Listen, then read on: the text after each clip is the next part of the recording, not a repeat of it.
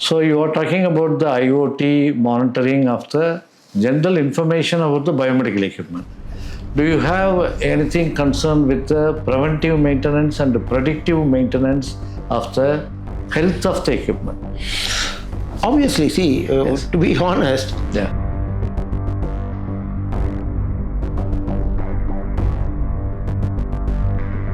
Coimbatore is the second largest town for the startups in Tamil Nadu Exactly. after Chennai. Exactly. So a lot of startups are coming with a lot of IoT and AI Yes. related things. So what do you think the biggest challenge for the hospitals in the digitalization? the first challenge is that The another thing, sir, now you are getting a lot of data from the digitalization. How you are standardizing it, how the interoperability between each department, from multiple departments, how it evolves, sir? actually, to be honest, it's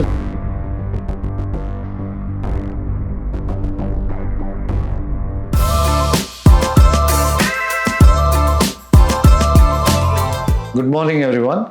I am Dr. Senthilnathan, MedMall.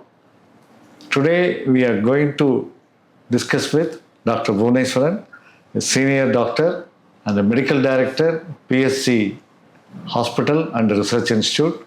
So welcome, sir. Welcome for our broadcast. So today we are going to discuss about the digitalization of the hospital. What does it really mean? And whether it is just EMR or a simple digitalization. From your perspective, what does it mean? good day. Dr. Bhuvaneswaran here, Director of Super Specialty Hospitals, PSG. Actually, many people confuse digitization and digitalization. Right. Because there is a basic difference in this. Because many hospitals, the smaller levels are digitized. But we are talking about digitalization. I'll tell you a small example. Now I have a OP report. If that OP report I scan and upload into the computer, it is just a digitization. If I create a OP form in a digital format and enter the data into the digital format and then I take it to the computer, it is called as digitalization. Now, digitalization in hospitals is a very, very ongoing, transforming activity, I would say. And as you correctly said, many think that digitalization means I have a EMR or a EHR, that is electronic medical record or electronic hospital record. Yes, that is an important one. But a digital transformation in a hospital means much, much more than that. Okay. It may probably start from the outpatient department. Yeah. It means that how you queue the patient. It means that how your the records are transmitted inside, how your records are archived, how it is taken out, how the data is analyzed. Plus, this includes now of late the teleconsultations, the so-called artificial intelligence activities, related softwares to run the hospital, and more and more. Yeah. So that means a digital transformation to make a hospital as a e-smart hospital is one of the ongoing transformations in the healthcare industry in India. Okay. So what do you think, which area of the hospital benefits most from the digital transformation? Whether it is a clinical side or administrative side or biomedical side. How do you see the quickest ROI from these departments? Actually speaking, I would say a digital transformation, if for example, if you say that even if you use the IoT technology, that is Internet of Things technology, even for a vehicle monitoring, it starts from a vehicle entering from the security gate till the patient gets out of the campus. So to be honest, it is very, very useful in the so-called clinical side, the administrative side, the operative side. In fact, I would say that every side there is a role for digital transformation in the healthcare. You specifically asked me how is it in biomedical, for example. See, biomedical digitalization of the records makes things much easier. Especially, you know what are your assets.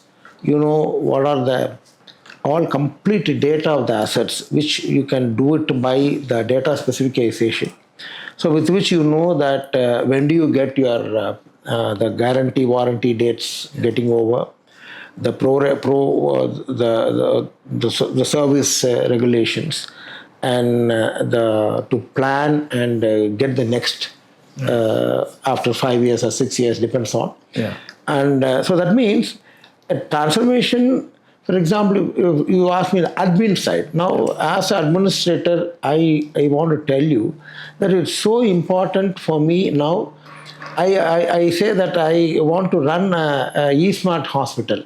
Like I can sit in my room, like in how with a CCTV camera, I monitor multiple areas. With specific personalized softwares, we can monitor the total hospital's activity sitting in one side, even the operations, the tangible data, intangible data, all that is possible in the e-smart hospitals. So in a nutshell, there is no area which is not useful. In every area there is a role. So how can this IoT and AI improve the hospital equipment outcome and patient safety in PSG Hospital? What is your current data or view about this?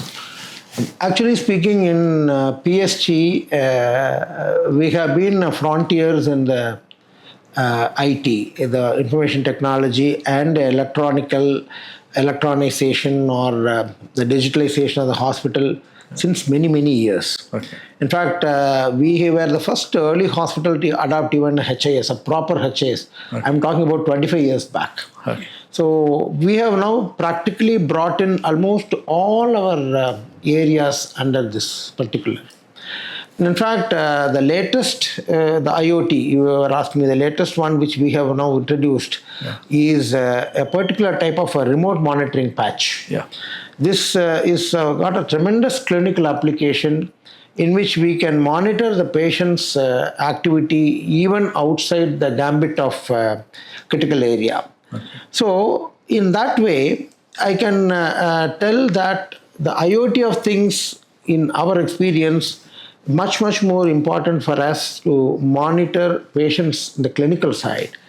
Whereas the equipments and others, we have some dedicated softwares. Some were developed by us. Some we have gone to a third party for software, with which our total asset management of the hospital, which includes all the equipments, are now under this particular software.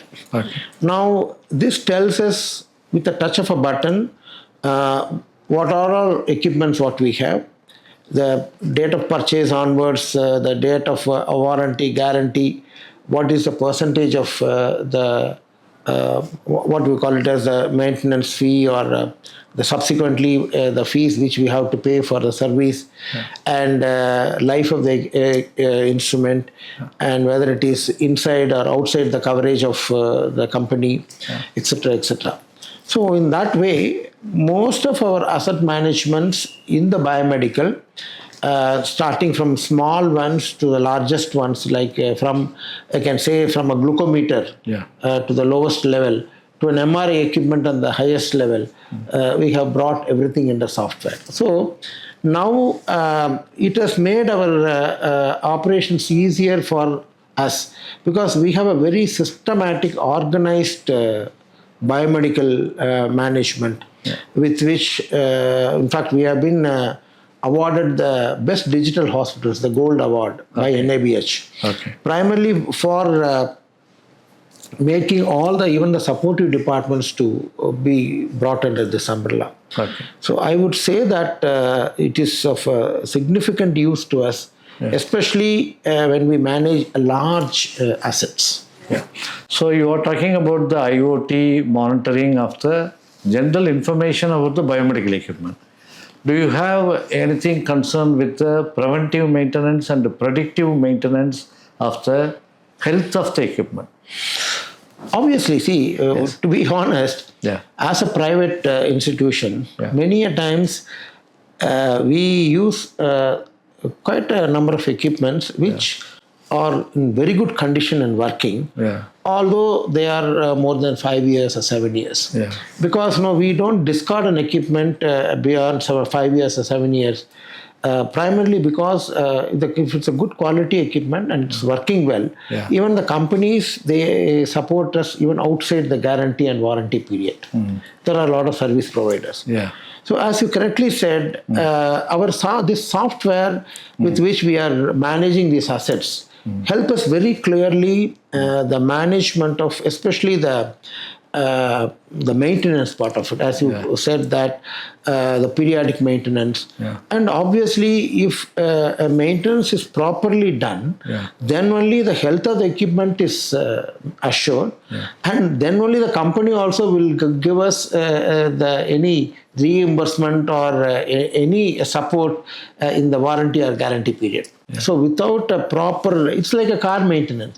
If you buy a BMW and if you service it with your local dealer, non-BMW person, the BMW company will never give you any support in guarantee or warranty. So it is applicable only when you follow it up with the service dealer. Same thing applies to all the major equipments. So for which, if you have one CT scan or one MRI, you may manage it with a small data processor or even an Excel sheet. But when we have, so in fact our assets we worth are easily more than about 600 crores now. We have assets in the hospital, in biomedical itself, especially after our oncology department. So in that way, definitely a software is one which makes us work in a very smarter way. And for the health of the equipment, health of the institution also. So I want to share with you one thing. In MedMall, we are also developing IoT sensors integrated with the AI to monitor the health of the equipment for preventive maintenance and also to give the predictive alert to prevent the emergency breakdown of the machine and also to reduce the downtime of the machine.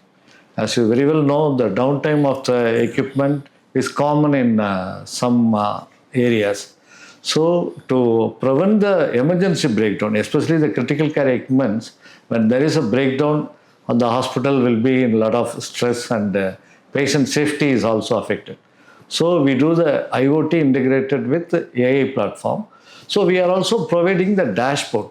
As you said, you can monitor all the things from your dashboard itself. As you said, the date of purchase, date of maintenance, and when it is going to fail, that you can monitor. So whether they monitor the health of the equipment with various data like sound, vibration, temperature, volume of air, pressure, like in a ventilator, so many things. So that's It's a very, I would say that it's an excellent innovation. Because in fact, such type of softwares, especially with IoT enabled, which can go to the next level. I would say that a standard software in a biomedical equipment can manage, monitor up to standard parameters. But from what you say, I understand you have some more advanced features with the predictability also. That's the predictability is obviously must be an AI enabled. And it's very curious. I'm very curious to know. Definitely, we would like to look into this particular type. And whether we can use it in our equipments also. So because the predictive alert help us to do the remote monitoring also. Not only in the hospital itself, even outside. Whoever concerned with the equipment, whether it is a biomedical engineer or the company who supplied the machine, they themselves can know what is going on in the machine. So they can immediately come and attend the machine without any delays. But I have one question in this. See, basically, most of the major companies, when they service equipments, we have a system with which we monitor and we get back to them. Because I don't have an objection, but will the companies object to this type of software in their equipments, whether to monitor that? Actually, the OEMs like Philips, GE or Medtronics, Johnson and Johnson, they have their embedded systems. So they can monitor from their end itself. Yes. And they can do the online diagnosis and online correction. Exactly. But most of the equipment supplied from the Indian manufacturers, they don't have the embedded system. So what we are doing is we are placing the external IoT device connected with Wi-Fi and connected with the integrated with the AI. So we can monitor the thing. And also we are speaking with the OEMs. So it's like Philips and GE Healthcare. They are also outsourcing the service. So they don't have their own engineer in every place of India. Exactly. So we are trying to be their outsourcing partner for this predictive monitoring. It's a very, very interesting concept. Yes. And as you have correctly said, now there are so many Indian manufacturers. Yeah. Even I know Indian manufacturers now we have for CTs, MRs, cath labs, whatnot. Everything is now coming. Linear accelerator is also coming. LINAC is also coming. Exactly. So having said that, I am sure that this type of IoT devices, because especially many may be wondering the role of IoT in medical things. Yes. In fact, I was just casually going through some articles, and I was amazed to see that I used to think that IoT is more of a clinical applicability for patient monitoring. But as you correctly said, you can monitor assets like biomedical equipment, especially using these type of technologies. It's a good eye-opener, and I'm happy that our Indian hospitals and companies, even from second-tier towns, are developing such activities. So because as you know, Coimbatore is the second largest town for the startups in Tamil Nadu after Chennai. Exactly. So a lot of startups are coming with a lot of IoT and AI related things. So what do you think the biggest challenge for the hospitals in the digitalization? The first challenge is that, I have to get a budget. Yeah. See, usually our way of working is that whenever I come across a smart solution, a smart digital solution, my way of looking at it is, first I will ask the the concerned expert to assess it, because I'm not an expert basically. So for example, recently somebody came and told me that, sir, I have one of the very good software to create dashboards. So what I told him, okay, now you create you sit with my IT team and you show them what you can do. And the IT team, after a few days, they came to me and said that, sir, it's really wonderful. We can do a lot of data analysis, especially a big data analysis because they have a very good AI support and things. So then I asked, then we had similar vendors. We had a meeting, budget. The first one is I have to convince my finance team that, it's worth investing. Whenever there is an investment, there are two types of questions come. One is the ROI, is what you call it as a return on investments. Other one is that a value addition. See, basically, we at PSG, we do not look everything with the eye of return on investments, because we want to be leaders in certain technologies and we want to be in the front. So having said that, by investing a few lakhs into this dashboard creation, budget may not be a very big issue for us.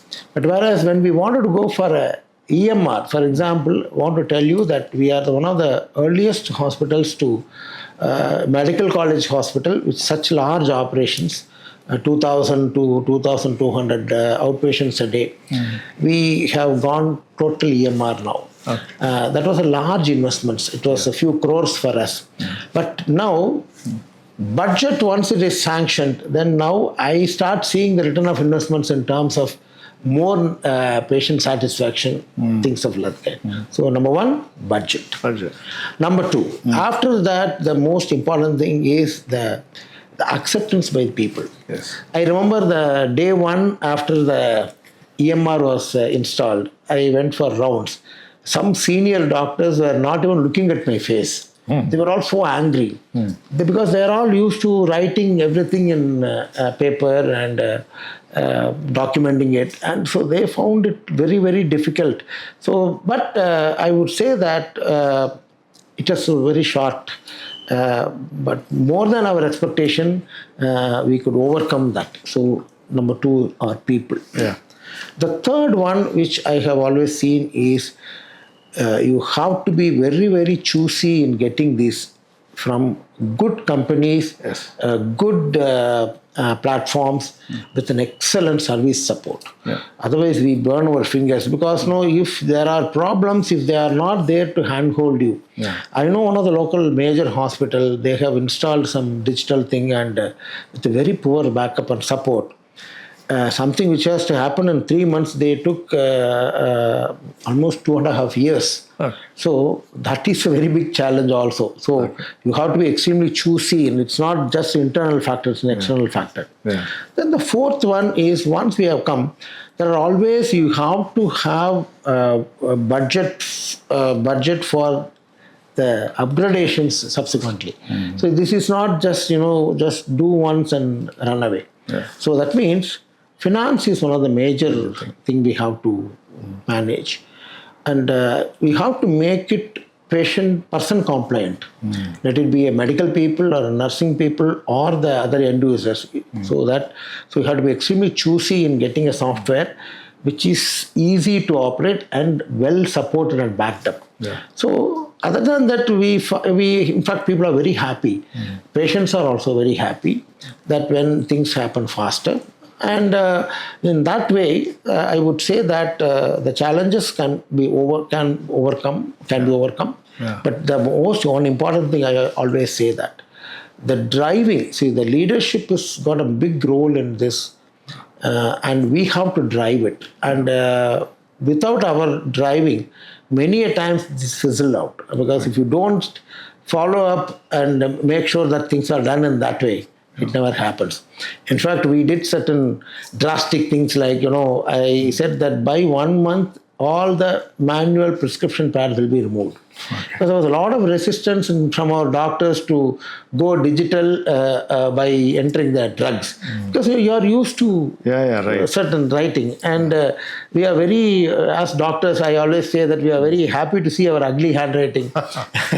we get some thrill out of that. Our handwriting only we can understand. Okay. But so when we have to get rid of that, there was a lot of resistance, especially from the doctors for prescription. So once I said, okay, if you don't write, I will remove the pad. Okay. So what will you do? So like that and all, we have done some draconian things, but finally acceptance has come.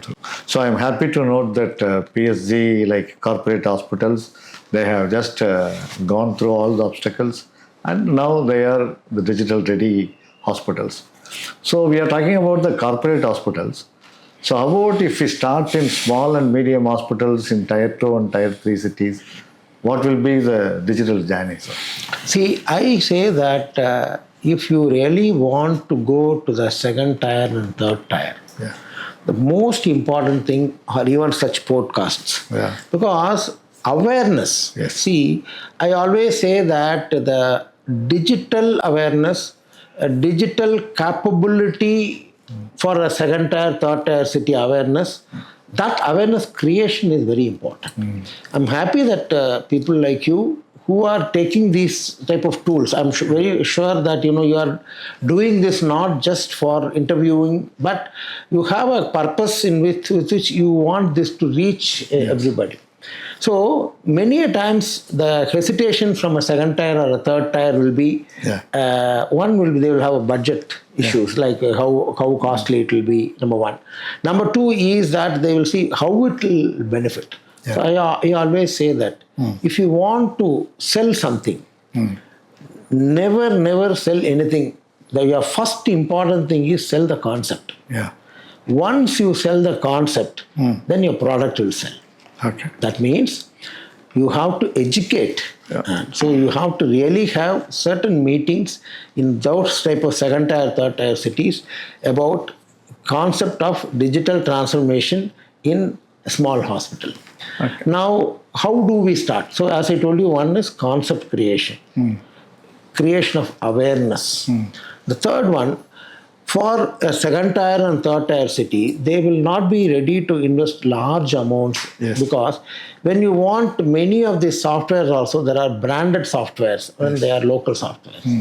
When you go for a big branded softwares, I'm sure that they will be very, very hesitant to invest because it requires more money. But there are some very good, robust softwares.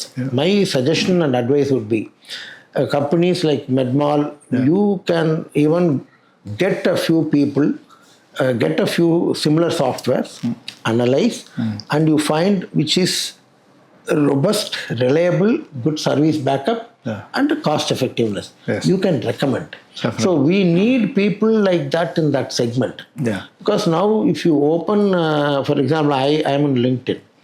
The moment I open LinkedIn, every day I get about half a dozen requests from half a dozen software companies asking, can I do this to you? Can I do that to you? Now, that means everybody has, in fact, similar products. I jokingly used to say, many of these companies, software companies, they don't even know our problems, but they have solutions. What I mean to say that is, so a second tier city or third tier city hospital needs certain specific requirements. For example, in such type of hospitals, appointment system may not be a big issue. They may not require appointment because they may have only a local crowd or not a huge crowd or anything. But whereas they will be very much useful in a pharmacy, in case sheet creation, in registration, and total computerization of their operations. So in that way, you have to know what do they require. If you go and tell them we have a token system, they have only 10 patients. What is their need for a token system? It may not be a big. That way, you have a role to play, sir, in which if you can shortlist a few companies who offer similar solutions, but tailor-made and take it to the second and third tier cities, it will be of useful. So we should know their needs and do it accordingly. Customization. Exactly. Simply customization. Like how we talk about personalized medicine. It should be a personalized digitalization transformation to the particular segment. Hospitals. The another thing, sir, now you are getting a lot of data from the digitalization. How you are standardizing it, how the interoperability between each department, from multiple departments, how it evolves, sir? Actually, to be honest, it's an ongoing process. Yes, sir. Because the moment you say data, if you take our registration data, it's a very standardized format. Whatever the patient says, it will go into only the format what we have created. So our patients are recognized by the patient's hospital number, ID. That is going to be our major one. So this is totally fed by us, so there is no problem at all. Number one. Number two is, now we have two types of things. One is, wherever possible, we have made standardized the forms and formats. We have created almost all our data through online. But we have some challenges, especially in operation theatre, for example, or in critical care unit.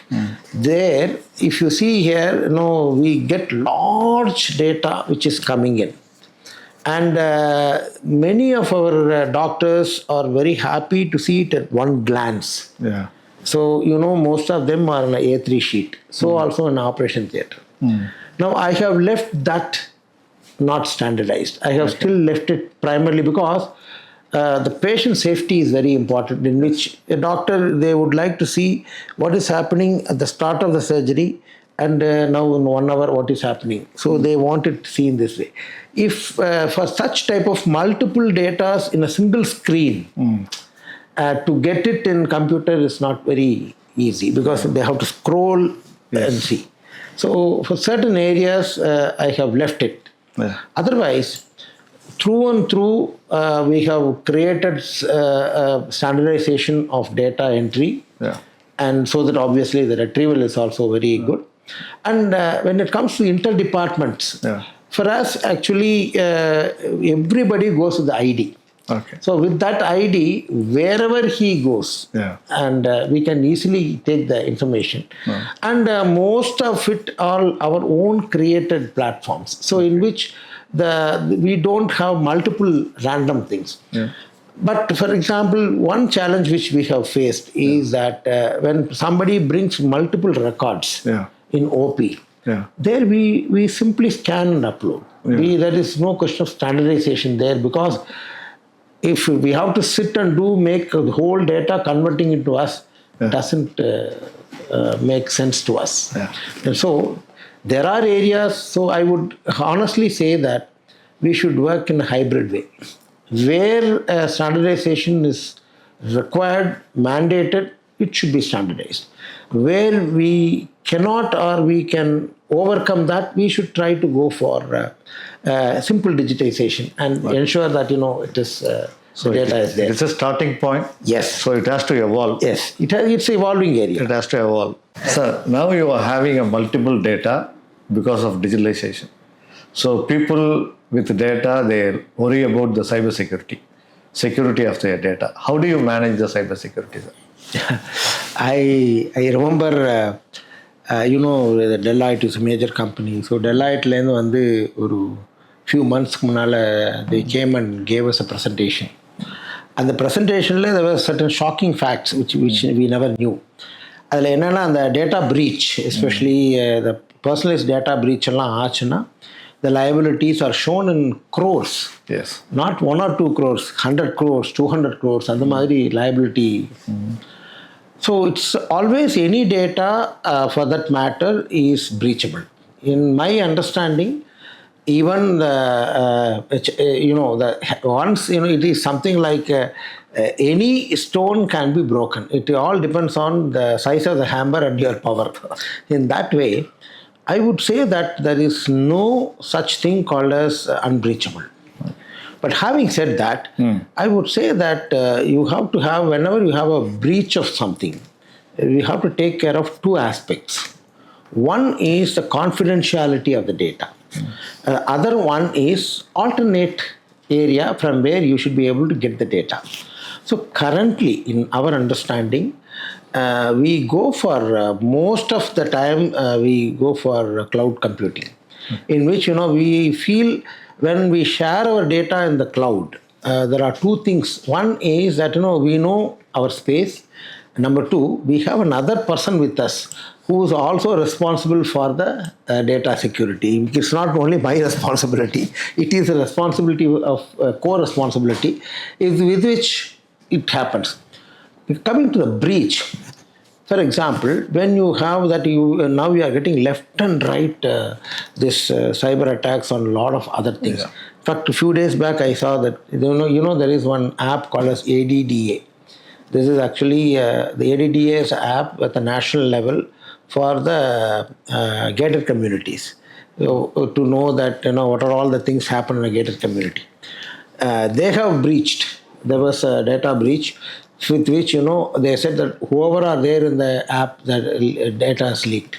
So also on Facebook. So also on a lot of other things. So that means currently, although the legalizations are very strong, when there is a breach, it is public. So when you have a breach which is public, the liability of somebody is not going to be 1 or 2 persons. It is going to be in millions of people. So till now, I have not come across any such large scale of things happening in healthcare except AIMS. I think you may remember it happened in AIMS. There was a big data breach which happened about a couple of years back, I think. Other than that, I have not come across any major breaches. So, touch wood. For us, we are following currently. We have, in fact, two. One is we ourselves have created a large database by ourselves, so that we have the data in our computers in hard disk. Own server. Yes, we have our own server. Plus, we have kept it in the cloud also. So we have a plan A and plan B. And we take all precautions at our levels to keep our data preserved. Whereas computing, as I told you, it's a core responsibility with which also we are having. So we are talking about the digitalization of the hospital and a lot of plus and minus points about that. So how it improves the patient experience, sir? Significant, sir. As I wanted to tell you, initially I remember in 2019 when I used to enter the hospital in the morning, the front office is so crowded. Because we were handling around, you can imagine, around 1,000 patients a day.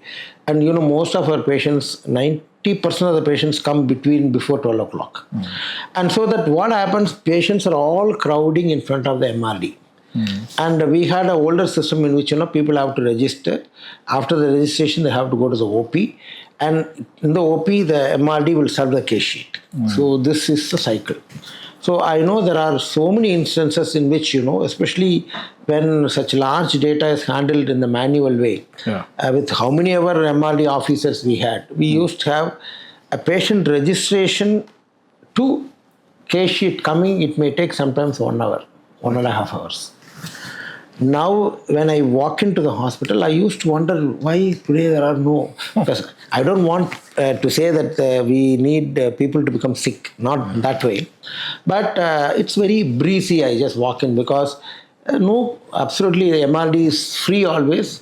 We see almost the same number of patients. And the moment somebody comes, review patient, he just goes to the counter, it's just done within no time, and his case sheet is already there in the computer of the desktop of the doctor there. Right. So it has tremendously improved patient's happiness there. But now I see some of our patients complain, sir, earlier your doctor used to look at us and talk, but now he's always looking at the computer, sir. He's not touching me, he's not seeing me. So I keep telling our doctors, and now what we have done now is we have engaging for very busy doctors, we have engaged certain other people to support in data feeding, so that the doctor can concentrate on the patient and do the patient work, and somebody can enter. And we are now exploring the integration of AI-enabled voice, so-called the record devices, which can directly take the data into the EMR. We are working on it. So I feel that futuristically, I want even no computer also. It may be a small hidden mic somewhere with which the doctor and patient talk, and the whole thing. There are some amazing softwares now, AI enabled. Any language you speak, any slang you speak, they are able to pick up, and so that the data is available. So this is one area.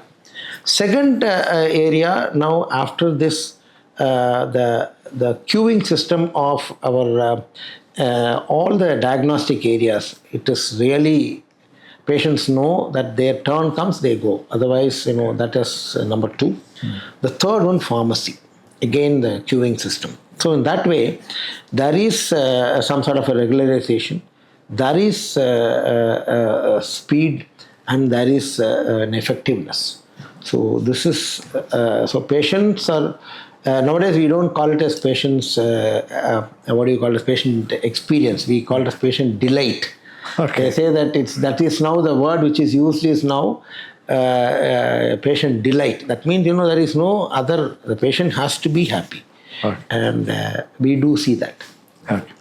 So PSG, not only as a super specialty hospital, as a teaching institution, how this digitalization you are teaching to your students, the future doctors?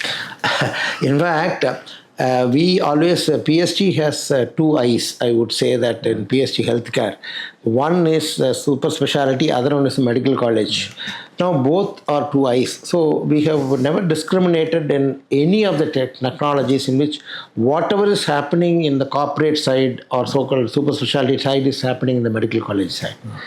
Interestingly, now all our students, now in the medical college side, now we are one of the early medical colleges to have adopted digital teaching to our students. Right. Now we have a lot of places. In fact, today, just now before coming for this podcast, there is something called as a VR-enabled dissection hall. Yeah. So anatomy, when you and me studied anatomy, we did dissection on a cadaver.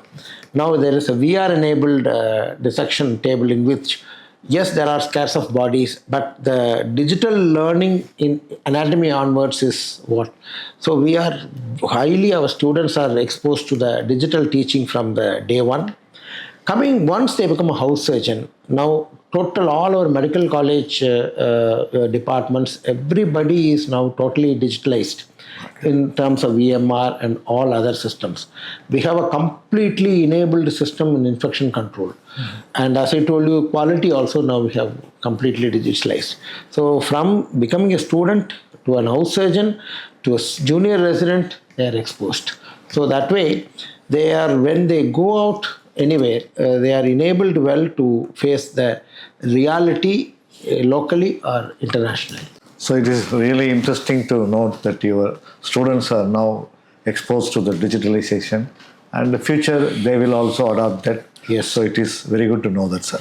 So your final word about the future hospital leaders, how to adapt this digitalizations? Sir, I don't think you have a choice. Okay. Either you digitalize or perish. That's all. I don't think you have a choice. Okay. It is something like, now a digital transformation of hospital is something like, somebody having a mobile. Why I say this is how the future is. So every leader in the hospital, whether they are owner leaders or leaders with strategically managing the system, they have to be digital prone. They have to be for e-smartness of the hospital, and they have to see technically they need not know what is happening behind the computer, but they should know what a solution they can take from that. So having said that, even from the smallest clinic to a largest chain of hospitals, this is going to be the future. And I'm really happy to say that either our local, the state government or the central government, and you please take it from me, sir, the way things are happening, now, income tax department says everything online. Yes. Now, although the lawyers are on strike, now the already courts say that all should be online. And let me tell you, sir, that it is not far away. Now the insurance companies are going to ask the stakeholder hospitals everything online. Okay. So once you want a patient who has an insurance to be treated in your clinic, you need a digitalization. Yeah. So that is how now the transformation is happening. So it is not your personal transformation, and I don't think you have a choice. So another question I want to have your opinion. So you have now a lot of data. Previously, Indian doctors or hospitals, they don't worry about the data. So there is no research on that side. Westerners, they keep the data and they do a lot of research. So whatever they are telling, we are following that. Now you are digitalizing, you have a lot of data. How about R&D, sir, now? See, now in the last 4 or 5 years, we have enabled our research departments to a much higher level. Yeah. So now, as data acquisition is become very easy for us now, now the data analysis and retrieval and analysis has become as easy. And thanks to the National Medical Council, now everything which is happening in the medical college has to happen with research, documentation, publication. So definitely we are very, very much better off late because we are able to retrieve data within no time, and having retrieved it gets analyzed well. So either prospective or retrospective, digital transformation helps tremendously in our R&D research and development activities. And now, that now being a medical college, again, for the ranking, for the NIRF ranking, you have to be well enabled. And there also now we are there in the top 50 medical colleges in the country, Okay. this being one of our credentials. Okay. So, Thank you very much, sir, for your wonderful discussion regarding the digitalization, not only in the PSG Super Specialty Hospital, and also about your general view on the healthcare system itself.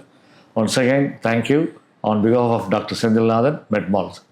I should thank you also, sir, because first of all, thank you for choosing me to be in your podcast and allowing me to share some of our ideas, some of what we have done.